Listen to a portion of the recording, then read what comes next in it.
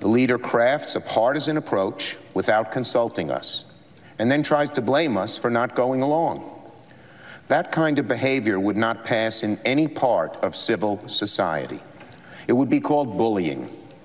We are happy and eager to compromise, but we will not be bullied. The most important point is this: the Republicans control the White House, the Senate, the House. That's why America and the world are calling this shutdown the Trump shutdown. It's the president and congressional Republicans' responsibility to govern. It's their responsibility to keep the doors open and the lights on around here.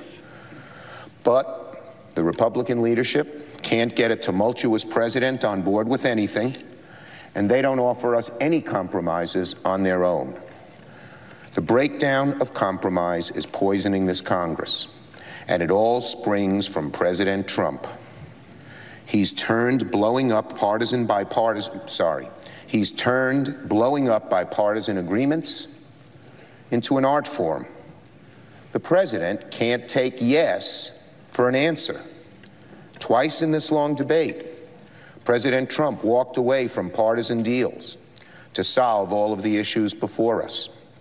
A week ago last Tuesday, President Trump appealed to Congress on national television to come up with a deal, and he said he'd sign it. He'd sign whatever Congress sent him. He said he'd take the heat for it.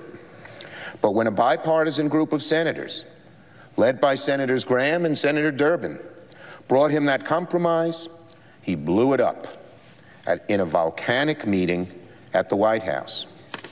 The same script played out with myself and the president yesterday. The president called me in the morning and asked that I come to the White House, and of course I accepted. We had an extensive and serious negotiation about every single outstanding issue. We came close to a tentative agreement on the budget after I offered the Pentagon's full budget request. On the thorniest issue of immigration, the president said many times he would take a deal that included DACA in exchange for the wall. I put that deal on the table in the Oval Office in a sincere effort at compromise. I put the wall on the table in exchange for strong DACA protections in the Graham-Durbin compromise. It was a generous offer, and I believe President Trump was inclined to accept it and was willing to do a very short-term CR, he suggested Tuesday night, in order to get the deal finalized. Hours later, I got a phone call telling me this is not good enough. First from the president, saying, I hear it's 3 weeks. I said, no one told me about that. That's not what we discussed. And then a few hours later, well, we want what you've offered and 4 or 5 more things, which they knew were unpalatable to Democrats, but appeased the hard-right anti-immigration wing of the Republican Party. The bottom line is simple. President Trump just can't take yes for an answer.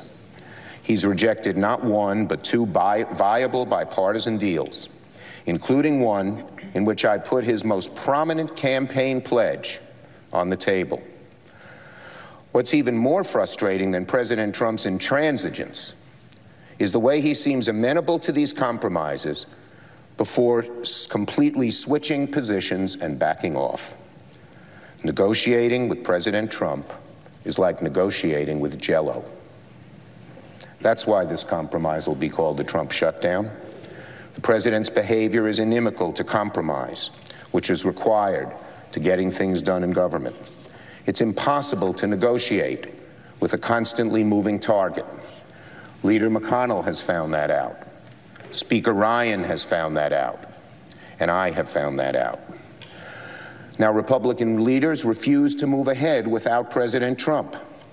And President Trump is so mercurial, it's been impossible to get him to agree to anything.